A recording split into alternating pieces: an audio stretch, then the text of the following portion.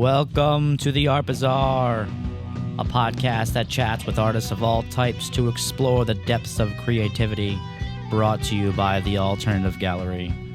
We'll be releasing new episodes every Wednesday with bonus episodes dropping randomly.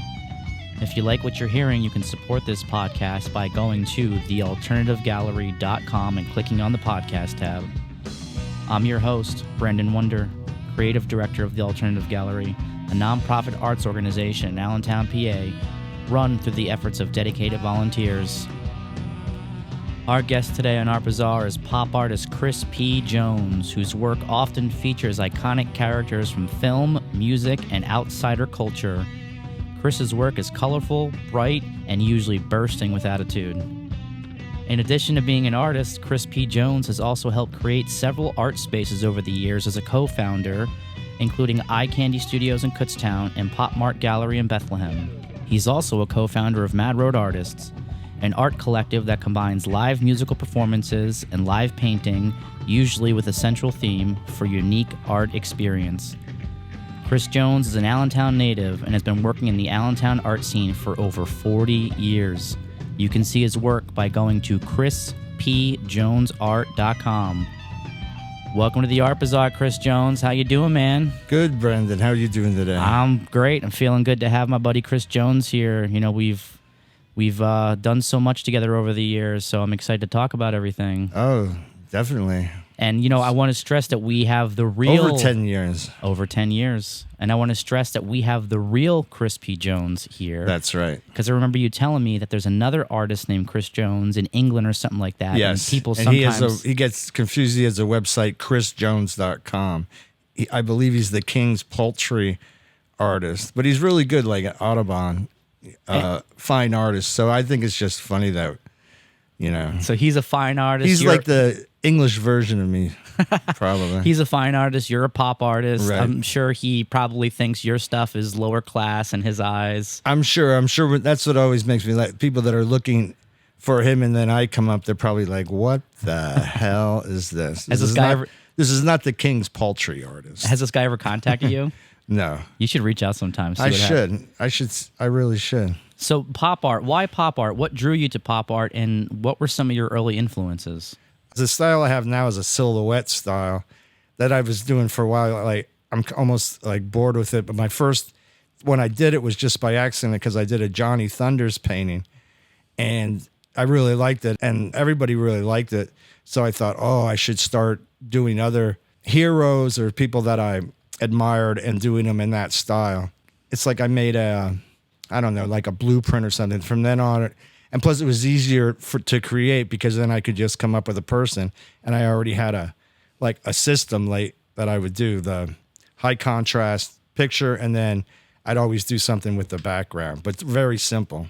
And your foregrounds, they're done by hand, not stencils like you. Yeah, everything's painted by hand. I use stencils in the background. I also use spray paint too, acrylic and spray paint mostly. So overall, mixed media pop artist. Yes, mixed media. So what got you into creating art in the beginning? Like, were you doing art as a kid? Yes, since I can remember. Even in kindergarten, when I went to first grade, I remember on the playground that all the kids would tease you and try to scare you about the first grade teacher. Her name was Mrs. Ratcliffe. And they would say she's the rat that fell off the cliff, and she was mean and all this other stuff. And there was also a janitor at my elementary school called Mr. Freeze. But anyway, Mrs. Ratcliffe told my parents, like when we'd have art class, that she thought I was really. I always drew anyway, even before I went to any school. And she said I was gifted. They should have me go to the Baum Art School, which was located at the time right across from where I lived on 12th Street. So then I went there, and all through school, junior high school, I was in the honors arts class. So I just kind of rode that art wave the whole time. You know, as I got older, I got burned out by it by the time I was ready to go to college. So I went to college for commercial art, but then I didn't last long. I quit. So what were your first experiences like with showing art in like galleries and stuff like that? Because I know you've done that a lot over the years. Well, right. My first experiences were I would do, sometimes they would have group shows at the Muhlenberg Gallery, and I would have stuff in there, just one or two pieces. I wasn't that prolific at that time. That's Muhlenberg College, you mean? Yes, right? Yeah. Muhlenberg College. And then I had my own show. Eventually, I just got tight. There was no art scene. There was no gallery, so I had a one-night show at the Americus Hotel. And so it was like one of the first pop-ups. I believe it was like in the middle 80s. Wow. What was that like? You one-man It was show at great. Americus? Yes, I rented the room. I got a band to play. And then I charged at the door. And my only mistake was having an open bar because I had to wind up paying the bar bill. So I could have made money, and I kind of broke even because of that, but it was a hell of a party. Yeah? Oh, yeah. Did people stay at the hotel that night? No, like all my close friends I just had a new apartment, so about 30 people just brought the party back to my apartment that night. Wow. So we were... Is that the infamous Hall Street apartment? Yes, 1018 Hall Street. Yeah. Allentown, PA. Tell me why it was so infamous there. It's just like my more wild times when I was there. A lot of stuff went down there. Was that also where your art studio was?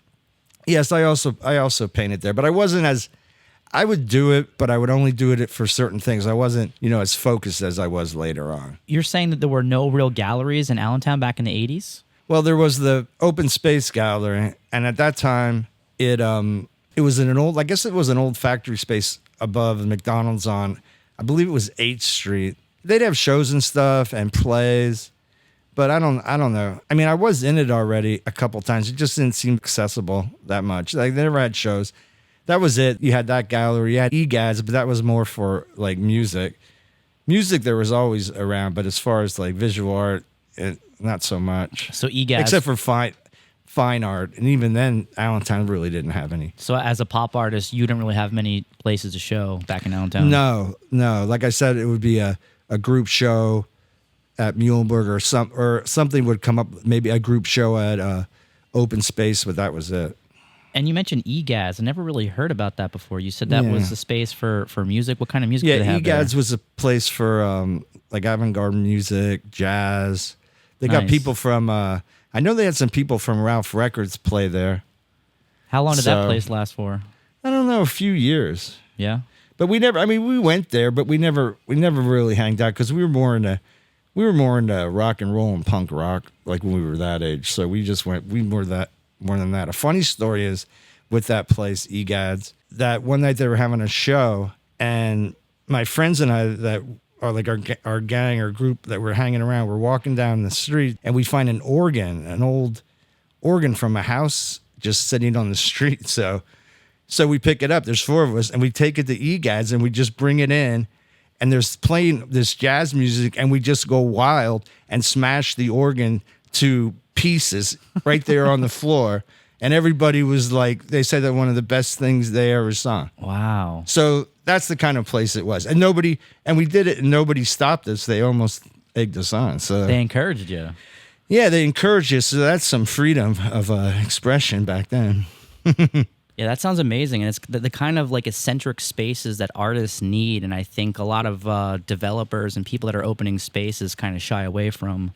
Right. It was always like an older crowd. Like maybe they were guys that, like at the time I thought they were old, but they were like in their 30s or 40s or 50s, like doing it. And they were just more open to what young people's ideas. And people don't do anything just for fun or for an experience. Everything seems to be monetary. Focuses about money. And that place was never about money. It was just like a cool place. No, I feel that. I feel like so many spaces are motivated by maybe a profit motive. Yeah, that's kind of the thing. And then when you get that, you lose the fun because you're not willing to take chances, and you're going for the same thing that you think you're going to make a profit on, and that's not the way to look at art. Yeah, and that's the balancing act with art too. It's like you want to do what you want to do, but money is always a factor. Always. And how do you keep something going if money isn't the most important thing to you? And that's, I think we've kind of just stumbled through the alternative gallery over the years, almost like a Mr. Magoo kind of situation where, because it's not about the money for us. But at the same time, it's hard for me to encourage someone to do exactly what we did because it's a lot more difficult when you don't have those resources. Right. And it's a lot. And people don't understand, too, the amount of time it takes to be an artist. Everybody thinks it's just like you're having the time of your life doing what you want to do, and it's not hard, but it's hard. It's hard work. It's probably the hardest work. Well, and in addition to being an artist, you've also started and ran a few spaces over the years. Yes. Tell me about some of those. My wife's dear friend, Christy Garton, is an artist, and she had a nail salon, and she wanted to get more into visual art, and she wanted to open a gallery in Kutztown, and she wanted to do it with me. And so we opened up Eye Candy Studio in Kutztown in an old retail space on Main Street that housed college kids above it. We had that for I don't know if it was two years, but not very long, because we had problems with the kids and the landlord had a feud, and they started flooding our gallery and ruining the art, and so we just had to stop doing that. But it was how did great. they flood the gallery? They would stuff up the toilets and or just run water, just run the sinks. The students would do that? Yeah, the students did that because they were angry with the people that owned the building. Wow, they didn't give a shit that it was messing up the gallery? No. That's and we were lame. and we were insured, but it was just. So that was the end of that. You didn't want to stay in Kutztown after that? No, we didn't want to do that. And plus, again, money wise, we were maybe breaking even. It wasn't really, and it was a lot of work. We'd have new shows with 6-7 new artists every 2 or 3 months. So we were putting a lot of time into it too, and we were doing a lot of art because we worked in the studio too. So it just got to be too much for us, and plus we had really young children at the time. Christy had Lydia, my son Romeo. So we just took a break. Well, what about afterwards? Because I know you were probably still faced with a lack of galleries in Allentown, so you had to do something, right? Yeah. Afterwards, I was just doing my usual thing, doing little shows or whatnot, and then didn't you tell me that after the Americus show, I think you told me that after the Americas show, you started working with friends in other cities because there wasn't really much going on in Allentown. Yeah, there wasn't much going on. I had friends in New York and Philadelphia, and their friends had bars. So I was showing art in mostly bars and restaurants. Cool. So what was the next space after Eye Candy? That was Popmart, and that was Dave McCormick and Drew Thomas's concept, and they own American Hairlines, and they were leaving their space that they had been in for a bigger space, and they didn't want to give up the space they were in, and they wanted to make a retail store that was also a gallery, an art gallery. And we did that for about 4 or 5 years, and that was a lot. It's also, you're doing retail, and we were doing clothing. So that's a whole other thing, and then you put on top, we're trying to sell art too. Christy and I would do art, and we put it in with the merchandise. So we merchandised everything with original art, which was cool. And then we had a gallery where we always had, her and I would have a show maybe every 4 months, twice a year probably. And then we had guest artists all the time and openings, and they were well attended. It was nice. And your big thing there, you told me in the past, was the Halloween shows. Yes, right? The Halloween show. That was a great show because it was an open invitation to everybody in the community, and I always tried to make sure, no matter what, that anybody that brought in a piece of art, I tried to make sure that everybody was in the show. So there'd be, I don't know, 50, 60 different pieces in the gallery. We hung that show salon style, ceiling to floor, so we just packed it in. Yeah. And then you'd have these incredible openings, and it was also a costume party, so it was a lot of fun. I bet those were some wild times. Yeah, those were good times. So, I mean, you've been involved with a lot of spaces over the years, and, you and I, we first met probably about 12 years ago. That sounds right. Probably about 12 years ago, because it was pre-alternative gallery. We were showing artwork in the various spaces around Allentown. Right. It was right. It was not right after Popmart was over, but maybe a year or two after that. So Popmart shuts down, and and then I'm just doing my own thing, sort of. There was some space downtown. I think Gregory Coates or maybe Eli told me about it. And I put some pieces in it. Diane Teddy was running it. And then after that, they started to put art into I don't know what it was. It was not a taco place, but the Burrito Works. The Burrito Works. Right next to Allentown Brew Works. Right. The Burrito Works next to Allentown Brew Works. Right. We turned that into Artworks, I guess. Right. Yeah, her Wow. space was called Artworks. Yeah, Artworks. Yeah. Diane had the space Artworks. And then after I had done stuff with her previous, she asked me if I would curate it and run it, which I did for a while. I had all my art in there, which was cool for me because I had a space to put my art.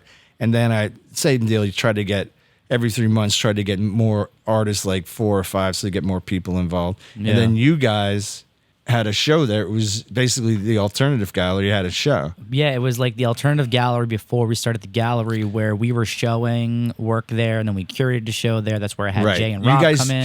You guys curated, because that was how it went. Diane was just going to get guest curators, so I was just basically like a custodian of the thing, like helping you guys so you could hang and stuff and just watching out for everything. Yep, that's how I met you. And then shortly after that, you guys opened the one in the Holiday Inn. Yeah, so we opened over at the, which was not even half a block away, over at the Holiday Inn Hotel on 9th and Hamilton Street. And even when we opened the gallery, we still showed at Artworks and other places because... Right. It was good because Artworks was there and then you guys were there. Yeah, it felt like that was a good time. It was like a little art scene that was popping up. Yeah, it really was. That was... That was right before everything changed then with the arena and the whole art scene changed, and you had...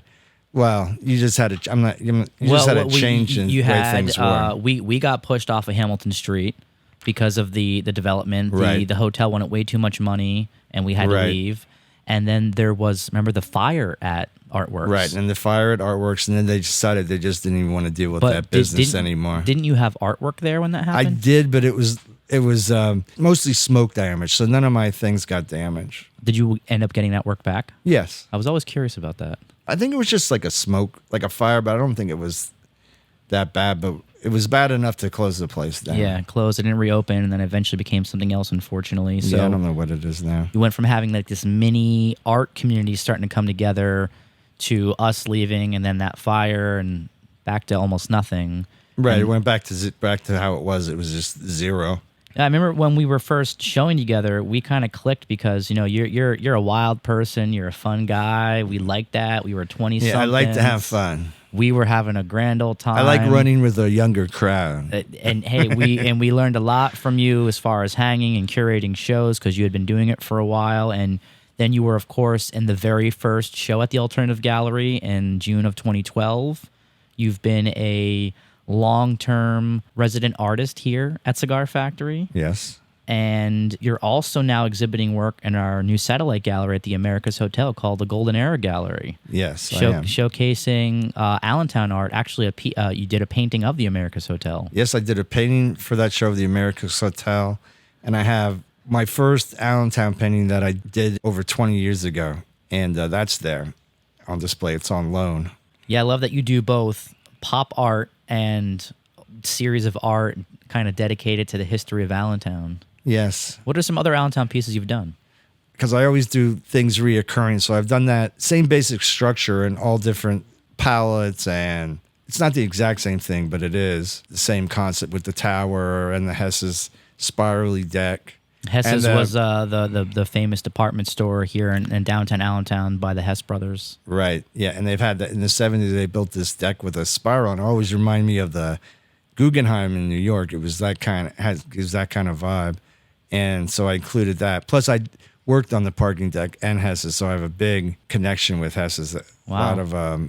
I loved Hess's. I spent a lot of my youth in there. So obviously, Allentown is near and dear to you. Grew up in Allentown. You went to the Allentown School District, right? Yep. Graduated from Allen High School. And at that time, we had one of the best art and music programs in the state, if not the country. Wow. That's shocking compared to where we are today, unfortunately. Yeah, it's sad. Right. So what do you think of Allentown? You know, what do you think of Allentown's art scene these days? I think it could be improved. It's minimal, the spaces to show art, and there should definitely be more galleries, and there should be more opportunities for artists to show their art and to do like they did before when they had these empty storefronts. They should let artists take over it and see what happens. Like, take a chance on art. Yeah, for those who haven't been to Allentown, our like a main shopping district or business district is on Hamilton Street.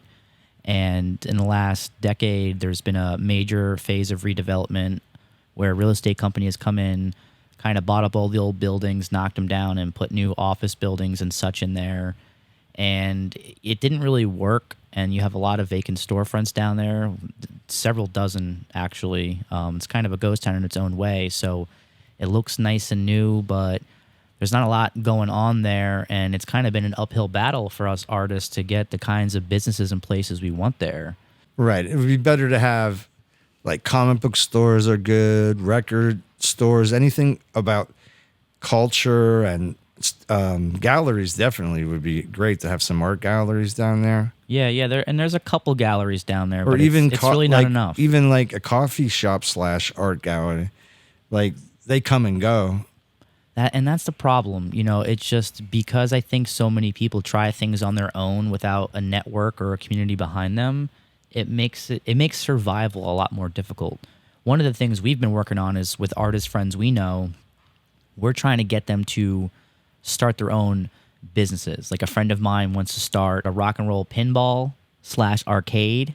We're trying to open a video store at some point. Like you said, comic book store, record shop. We need these things downtown.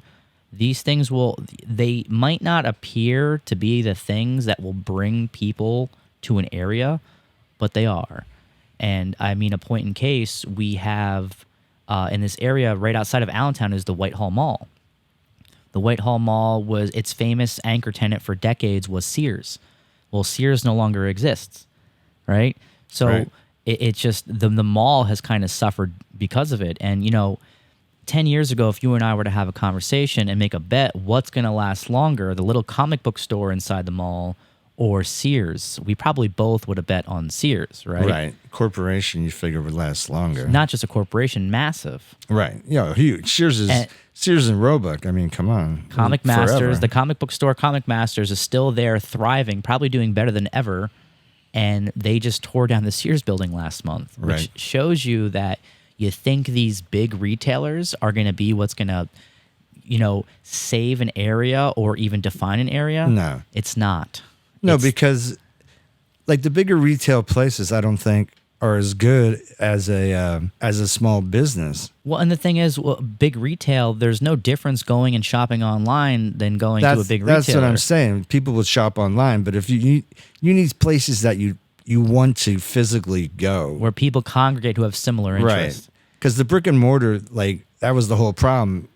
There, there's no more of that, and now I think it's time to bring it back. And people that brick and mortar is dead. I mean, that was total bullshit. It was is nothing but bullshit. a trend. It's just- brick and mortar is right. never going away. As long as we're physical beings, we're going to want physical spaces. Absolutely, That's never going to change. and that's what you need. Because I don't know why Sears failed, but I know all these having a storefront is more money, and that's the way it went. But it's just not. It's not good for a community. No, not in the long term. And that's what we're seeing now, that after $1 billion in development, we have more vacant storefronts now than we did Right. beforehand. And what frustrates me as an artist and creative and someone just like you, Chris Jones, that was born and raised in Allentown, and it's near and dear to me, I don't like the fact that developers came into our city, Carpetbaggers. Yeah, looked around, thought that nothing was important, nothing was special. They knock it all down to build these junky new buildings that are going to last for 35, 40 years, right? You're knocking down brick buildings for that. I have right here, you brought me this because I asked you to bring it to me, Pulse Weekly. Right. Pulse Weekly. Pulse Weekly was a free weekly newspaper that was put out here in the Lehigh Valley. It was supported by ads, and it actually talked about all the music shows that were happening in the area. They had different ads for people to, I'm looking for guitarists, you want to join my band, movie reviews. I mean, this thing was living, breathing culture. And I think a lot of people took it for granted in its time, because every city in America had like 3 Pulse Weekly type of things there. Right. Yes. A place like New York, obviously, probably dozens, if not hundreds. Now, it's weird when I look through this Pulse Weekly, I see so many spaces where there were live music and art shows and stuff like that. Yeah, there was a lot more going on back then. But it's insane to me that this existed before the development, and now the development happened. None of these spaces exist, and in No. fact, Pulse Weekly doesn't even exist anymore. No, Pulse Weekly's I can't done. really call that progress. No, that's not. No, not at all. So, I mean, not to rag on anyone, but I think we made a lot of the wrong moves. Doesn't mean we can't fix it. Doesn't mean we can't make it better. But I think we as artists, we need certain types of things, and society needs the arts on top of that. So in order to fix society, you need to have solid bridges between artists and the arts, and not just on the surface, but actually meeting with artists, getting to know them, figuring out what their needs are, and helping them create the spaces they need. Because if we were able to have, I mean, if I had a video store down on Hamilton Street, I would want to make it a place that people want to travel 12 hours to come to if they had to. Yeah, exactly. You want to put work into it and make everything as good as you can do it, but it's hard when you don't have any resources. No. And let me, this bit of advice for anyone out there that might be thinking of starting some kind of brick and mortar store. Don't price things what eBay prices them. If you're going to put at eBay prices, what point do I have to go to your store? We have one of the most amazing record stores in the East Coast here in Allentown, Double Decker Records, it's on St. John Street. They have the ideal approach of how to run not just a record store, but a video store, bookstore, anything like that. I mean, I have often gotten records from there that I'm paying like $3 or $5 for that probably go for $18 online. Now, their whole approach is, we're going to make money on this, but we want to move it quickly because we know next week, there's going to be 5,000 more records coming in.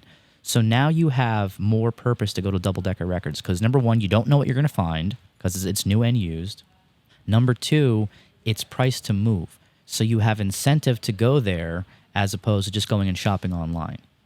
So that has been, for me, one of the big takeaways that I would like to put into the way that I run my video store when that time comes.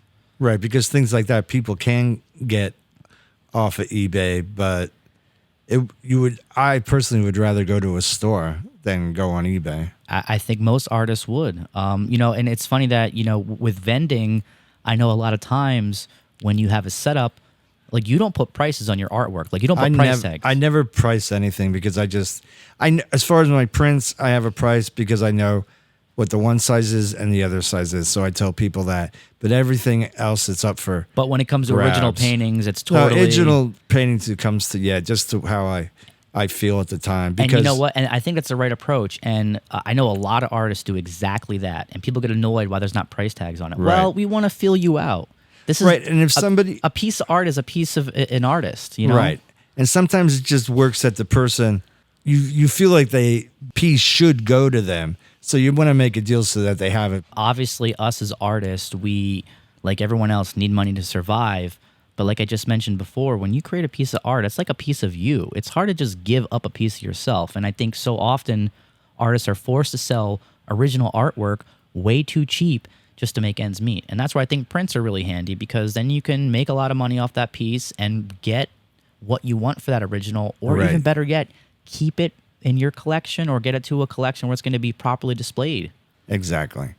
When you're living hand to mouth, you'll sell, people take advantage of you too, and they know that you need money, so they'll try to undercut you, and you take the deal and then you feel bad about it. Like that's happened already with eBay already. I've done deals lower with some really good paintings, but at the time, you got to eat or you're going to sell these paintings for cheap. It sucks. One of the things we skipped when you were talking about spaces and things that you were involved with, we didn't mention Mad Road Artists. Why don't you explain what Mad Road Artists is? Mad Road Artists is a visual live show that my friend Troy Highland and I do.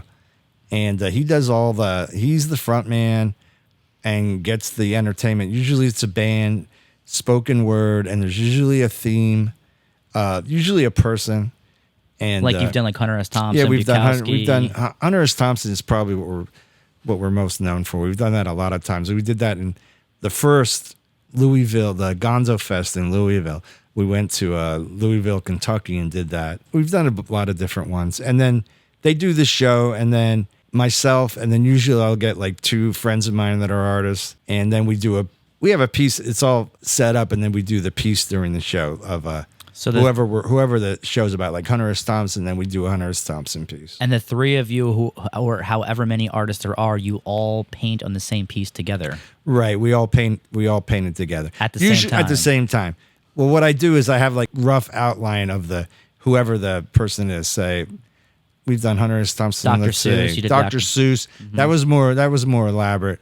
but I had many artists, so it would be, a light pencil sketch to start with, and then everybody we just like kind of like, I'll do this, you do that, or somebody will go like, they'll ask each other like, is it cool if I do the top part of the background, and they just do that, and everybody kind of just does their own thing. And that's really different. You rarely ever see other artists painting together at the same time. I can only remember one other instance, Route 222. They're out near Reading. Those guys are amazing. They're an art collective, and I don't think they do it to music like you guys do, but they paint all at the same time, which is neat.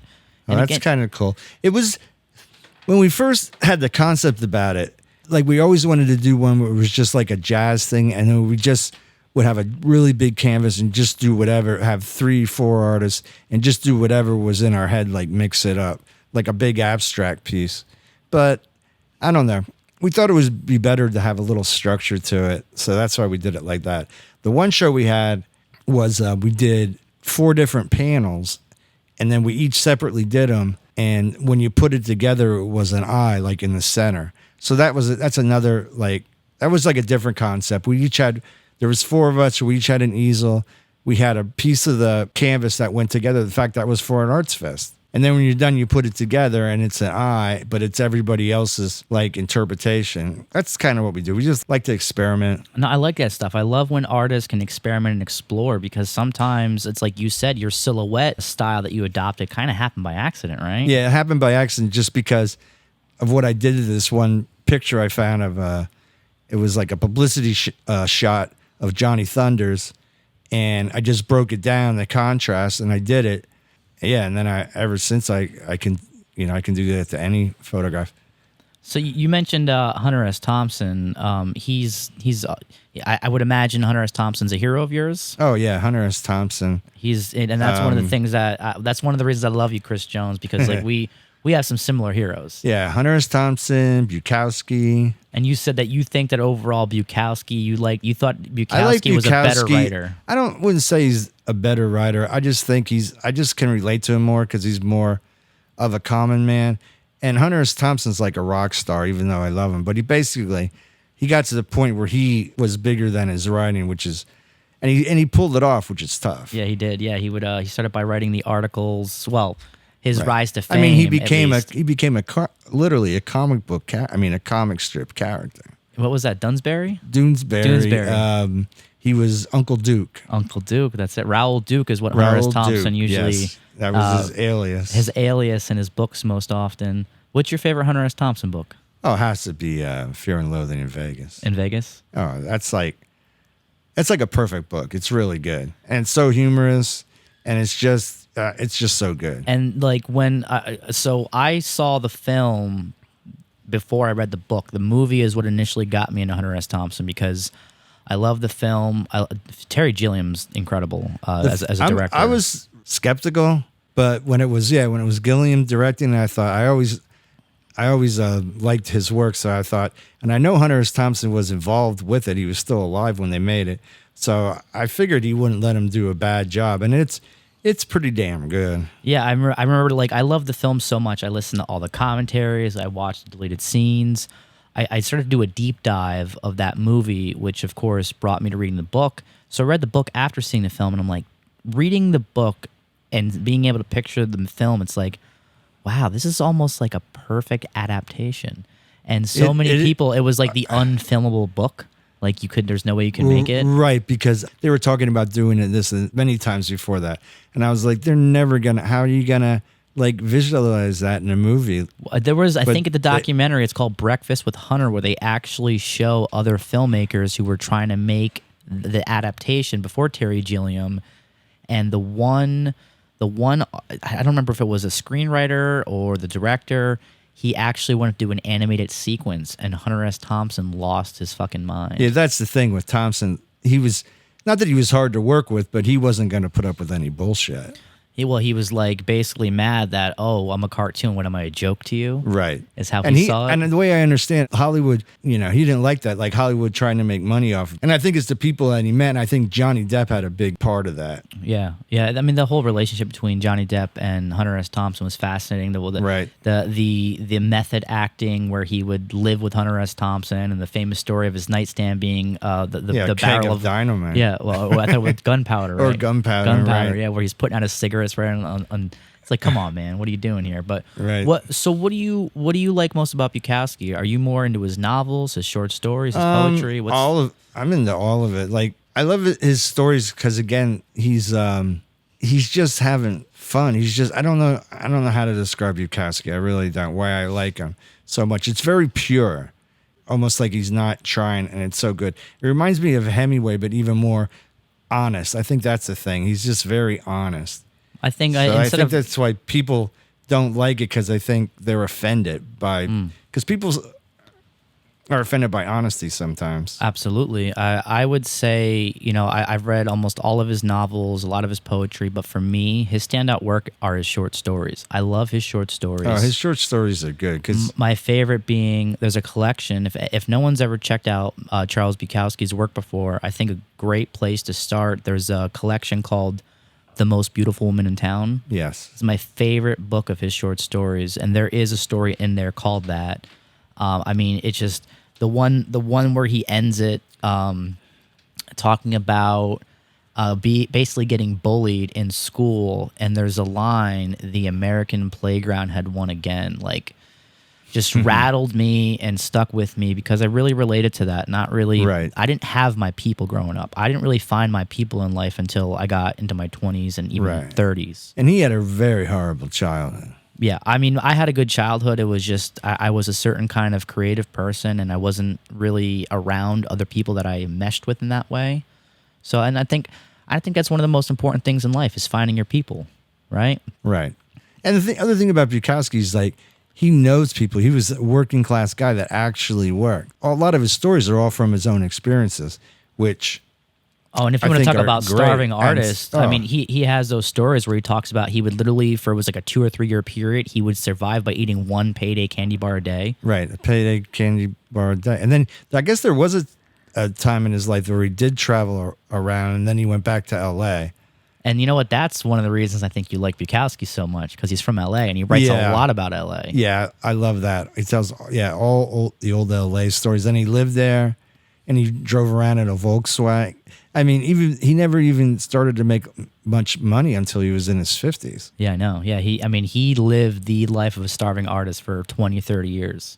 Yes. So what draws you to LA? Like, I know you both times I've been there, I just had like crazy times. When I was little, that's what you were drawn to. You see Hollywood, LA, it seemed like the beaches, it seemed like the lifestyle to live. It felt like the center of the world for us artists. That's where all the cool stuff was happening. Everything cool is there. Well, there's New York, which is cool, but maybe because New York's only up the street, I wanted to go to the West Coast. You know what I'm saying? Yeah. So what were your trips to LA? What was your first trip there? First trip, I won a contest with the IGA IGA, which is the Independent Grocery Association. There was one behind my house, and the one summer they had they had it for years, and it was called the Boys Contest. What it was you would save up receipts, like voting, you put them in a box with your name on them, and then they'd count them up, and at the end of the summer, whoever had the most receipts won the trip to California, and you'd go to the Disneyland one day, SeaWorld, and Knott's Berry Farm, Universal Studios. So how old were you? I think I was only like 8 or 9. When you went to LA for your first time? Yeah, it was a chartered trip, and it was all these different IGAs from, Pennsylvania, Jersey. So it was just a whole bunch of people and some chaperones. Went to LA, put us up all in a hotel, 4 kids to a room, and then that was it. So you went without your parents? Yeah, I went without my parents. How did they let that happen? Well, because before the summer started, I was determined to win this contest, and I said to them, I'm going to win this contest, and if I win, are you going to let me go? And they said yes. They said there was no way they thought I would win that contest, and they were terrified when I won. But they still let you go. But they let me go. I guess, I'm sure they must have talked to like the people that ran it. I mean, and they were, I mean, you're talking, this is like the 70s. Things were a lot different. So I guess they felt comfortable, and nothing bad happened. Except on the way back, there was a thunderstorm, and they showed this strange, like very violent movie, and I thought I was going to die, but otherwise it was great. So what do you mean they showed a violent movie? So they showed some film called The Hot Rock, and it was about stealing a diamond, and there was a scene where they killed this one guy, and it was really disturbing. And then plus, I thought the plane was going to crash all at the same. And it was just, when I got back from the trip, I guess I was like kind of like a zombie for a while. And people, like my family, thought something had happened to me, and I wouldn't talk. But what happened? Like why? I don't know. I just freaked. I started thinking about life and death, and I was just like freaked out about everything. Wow, 9-year-old thinking about death. Yeah, I was already freaked out about death at night. I never really thought about it before. I eventually got over it. What was the other trip to LA? Was that as a kid or as an adult? That was an adult. That was when Popmart. It was right when we were opening another location at the mall. I remember, because as we were getting it, I had to leave for a few days, and guy I had met, he's a friend of mine now, but I had met him. He had bought my art at Popmart, and I had some Bukowski pieces there, and he bought them, and they were in LA. This was maybe a year or two before I went out. And then he got in touch with me to fly me out to LA to have because they were having a discussion with the director of Bukowski, born into this, John Doulahan, I guess it was his name, and they had my paintings there, and they flew me out. I didn't have to pay anything. I know at the time I didn't really have much money. I went out there with $100, and I didn't spend any of it. It was like I was a rock star out there for 3 days. And wow, it was a blast. So you almost like experienced this like mini version of what it's like to live as Charles Bukowski. Almost, for the Charles Bukowski thing, and it was at Musso and Frank's is where this thing went down, which is a famous restaurant on the Strip in LA. Supposedly, is it Nikki Spillane or somebody, or Chandler used to write there in the corner. All these crazy Hollywood stories about the place. Bukowski, the bartender, said he used to drink there, the one bartender, because we were in there the night before the conference or whatever you want to call it with the director. And he was telling us stories about Bukowski would sit up in the corner booth and drink, and then he would light a joint, and then they'd have to throw him out. I guess the total Bukowski. I mean, that probably happened in 1,000 places, and I'm sure they still. He got thrown out, and then he'd probably go to another one. Yeah, and probably the next day they let him right back in, like nothing happened. Well, it's Charles Bukowski. I would imagine this happened after Bukowski passed away, right? Yes. Yeah. This is like, you're talking like 2003, maybe. Okay. It was right after that film came out, which was, I think, 2002. That film came out. Okay, interesting. So, any plans to go back to LA? Yeah, we were talking about it. Yeah, I'd like to go back to LA and see what the gallery scene is there. I sold paintings, and I had paintings on different rock and roll shops on the Sunset Strip or bars out there. Any opportunity to sell art. And plus, I just wanted to check out LA again. It's like my favorite place. There's so much I haven't seen or experienced out there. Yeah, we had talked about going. We should just take a trip sometime, man. Definitely. What are you thinking? I don't know. Spring or something like that? Yeah, spring.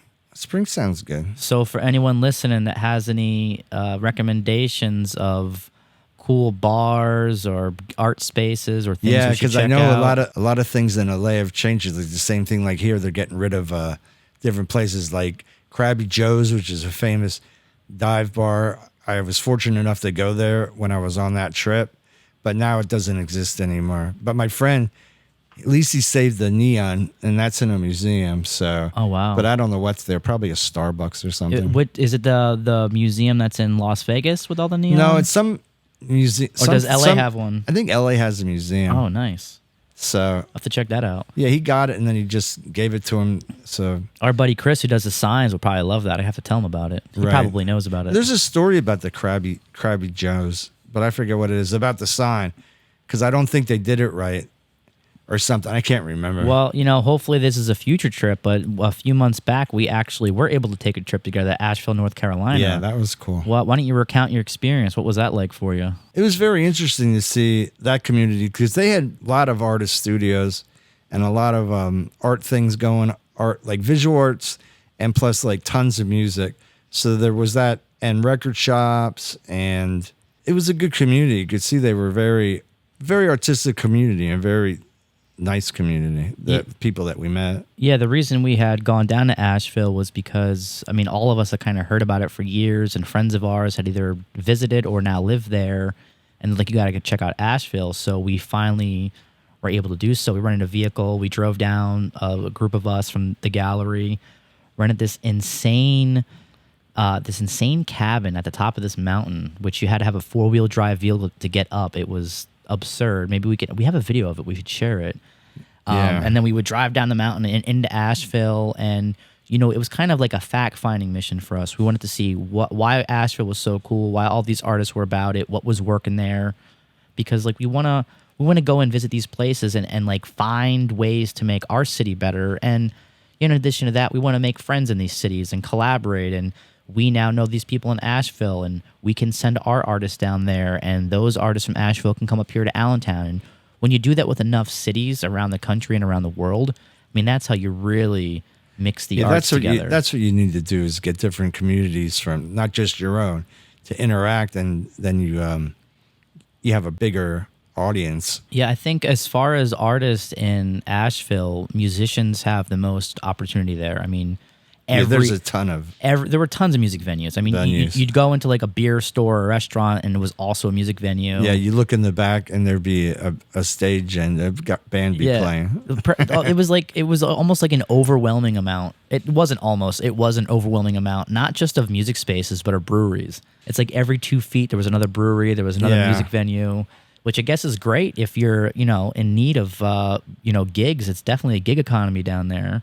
And I think that's something Allentown needs to do better, is get more gigs and stuff going here. Right. That's another issue, is there's really no live music in Allentown like there used to be. Well, the problem is they built all this new stuff knowing damn well right they wanted to have live music there, but not one place built a stage. So what happens is you got to like push a bunch of tables out of the way and just shove a musician wherever you can, and it feels like they're not supposed to be there. Right. And then they're like, okay, well, we want you to play nothing but covers. We're not a jukebox, man. Like you hired me to play my stuff. No, all the music venues are in this area. I think they're all done except for the Funhouse. That's the only one that Bethlehem keeps it going. Bethlehem definitely has a lot in the way of music right now. They have a really good music scene. They work together. We're trying to work together with and the gallery's really the only place that has live music venues. And it's because, in Easton's the same way too. In both Easton and Bethlehem, they're more focused on small business, which Allentown is not. And I think that's the huge difference between those. Right. Yeah, right. Because we were in Easton the other night, and it's much more vibrant and much bigger scene. Yeah, yeah. And it's because there is, I think, at the city level, there's interest and support for this. And I think we're just now starting to get that interest in Allentown. So it's starting, but it's going to take a while. Right. You have to have support. It's hard enough without, look, government moves slow. We all know that. Everyone knows that. And this is why DIY spaces are so important, because you don't have to move slow as a DIY space. I mean, look at all these places, like you talked about that EGAZ place only lasting a couple years or a few years. That's some wild stuff. That moves in fast motion. Those places, almost by way of design, only last a few years, but there's supposed to be a bridge towards like, hey, look what's cool, inject this into what you're doing in the city. And I'm sure the people that were running that went and did something else after that. I would hope so, because that's a really cool idea. So I mean, that kind of ties in with one of the ways we are trying to fix things, because it's not about just pointing out the problems why artists can't survive in Allentown or certain cities. We're trying to fix it. So we've been doing these events called artist takeovers. We started at towards the beginning of this year, the artist takeover events, where we've been hosting them at the Americus Hotel, on the same place that you actually you had your one man pop up solo show. At the Americus in the Tierra room, and now it's called the Skyline room, I believe. But Something still, like that, yeah. Either way, it's a great room. And we run now our satellite gallery out of there, the Golden Era Gallery. So it's this 1927 Jazz Age hotel. It's actually on the National Register of Historic Places, beautifully redone, independently owned. So we thought it was a great place where we have a satellite gallery and they have a cool bar and restaurant. We invite artists of all walks of life to come out and join us. Musicians, dancers, photographers, filmmakers, writers, painters, fashion designers. I mean, anything. Doesn't matter what kind of art you do, or even if you're not an artist, even if you're just into art and want to support, this is a great meetup and a way to talk to artists. Our next one is actually coming up in a little over a week. It's on Thursday, September 28th from 6 to 9 p.m. at the Americus Hotel. And the reason we hold these meetups is for artists to come together and collaborate and support one another.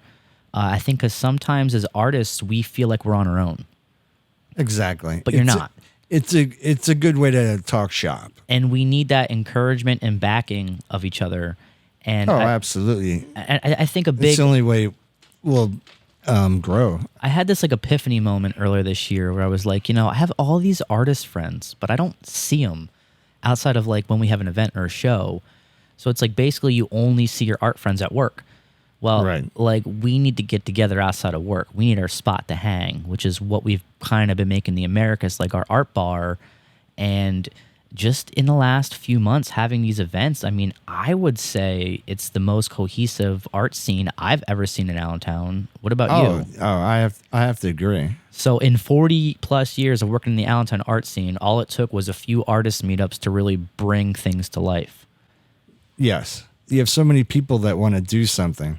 So it's a great opportunity to discuss what you're going to do. Yeah, so this one, again, it's September 28th, 6 to 9 p.m. at the Americus Hotel. It's free. It's open to anyone, artist or otherwise. And I think we're trying to coordinate the next one in Bethlehem. We're still finalizing a location and a date for that. But we want to take these artist takeovers to other cities. Like maybe we do one in Asheville.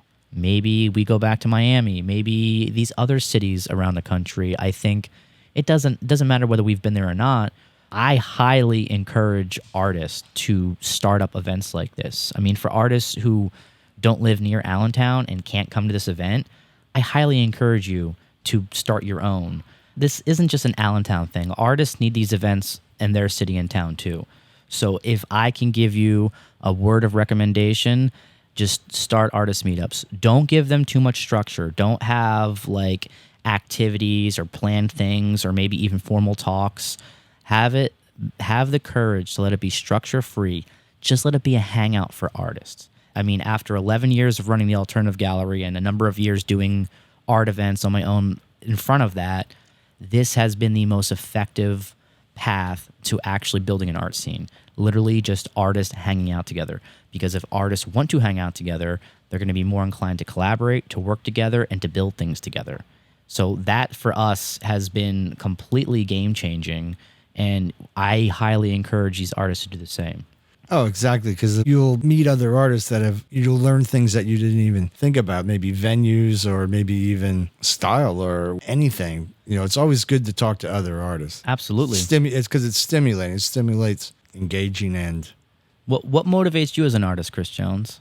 Usually I have to have a show, something in front of me like a prize or something, and then I'll work. Just lately, that's how it is, so... So you're like a lot of artists. You need a deadline. Yeah, I like to have a deadline. So I make up deadlines if I feel like I'm slacking.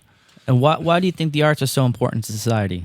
I think they're important to society because it makes people maybe change their views on things that they wouldn't. Like, I think the best, one of the quotes is that an intellectual makes a simple thing complicated and an artist makes something complicated simple. And that, I think, is like the best way to describe it. Because an artist is trying either an emotion or something important, but they're doing it in a different way. Well, do you have any advice for maybe an artist who's getting their start, like some steps to save them a little bit of trouble? Get into a work habit, and you have to find a way to sell your art, either being online and try to get more into organizations like this, the Alternative Gallery. meet more artists and expand, who you're working with. And, just kind of a shameless plug here, we now have the fine art print shop here at the Alternative Gallery, which you utilize, Chris Jones. Yes, I love it. Yeah. How is it helpful to you as an artist, and what are the prints like? The prints are great. They're, museum archival prints. I just had a show where I just sold 3 of the big ones, 36 by 24, and people love them. They were going crazy over them. And as far as me, it's a good way for me to make income because I'm using that. The one I'm selling the most of is my one Allentown print from the painting that I did over 20 years ago. So, it's still helping me out financially, that painting. I could do that with my new stuff. And if I have a original painting I don't want to sell, I'll get prints. It'll help me make money. Yeah, and again, I think it's the second time we're mentioning it in this episode is how important prints are for artists. Don't limit yourself to just your original works. Make prints. And, I know artists who like to do limited edition prints. And I mean, I'm not against that, but my thought has always been like, if a print is selling well, why make it limited?